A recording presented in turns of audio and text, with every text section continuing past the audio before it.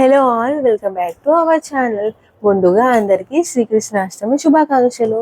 పొద్దుగా లివియాకి బ్రేక్ఫాస్ట్ చేయించి అలా హెడ్ బాత్ చేసి మెల్లిమెల్లిగా పడుకోబెట్టానండి. అసలు ఈ రోజు రిస్క్ ఏంటంటే ఓన్లీ డేలో 1 టైం పడుకుంటుంది లివియా. సో తను పడుకున్నాక తను నిద్ర లేవక ముందు తనకి బొట్లు పెట్టాలండి. అసలు నిద్ర లేచిందా షూట్ క్యాన్సిల్ అయిపోతుంది.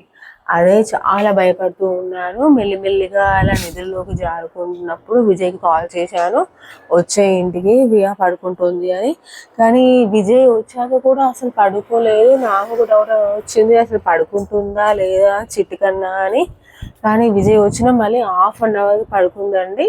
సో పడుకున్నాక ఇలా రిస్క్ చేసి మెల్లిమెల్లిగా బొట్లు పెట్టేశాము. రాధారాణి గెటప్ అంటే మనం ముందుగా బొట్టు పెట్టడం నుంచి స్టార్ట్ చేస్తాము.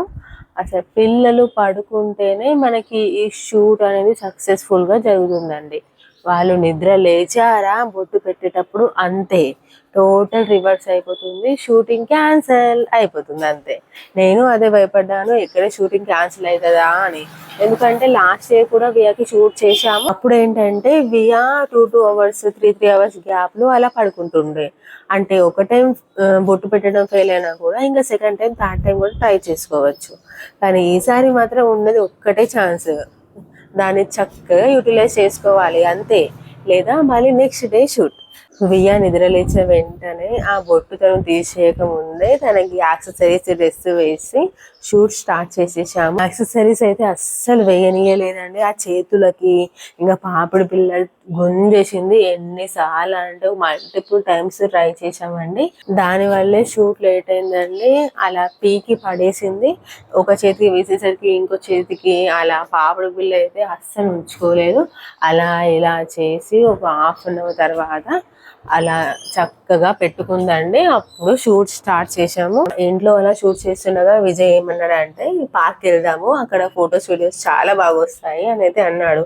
అవునా అని ఇంట్లో అలా ఫొటోస్ వీడియోస్ తీసాక సరే ముందైతే ఇంటి బయట షూట్ చేస్తాము, గ్రీనరీ అయితే ఉంటుంది కదా, ఇంటి బయట షూట్ చేసి తను కోఆపరేట్ చేసి పార్క్ అయితే వెళ్దామని అయితే నేను అన్నాను.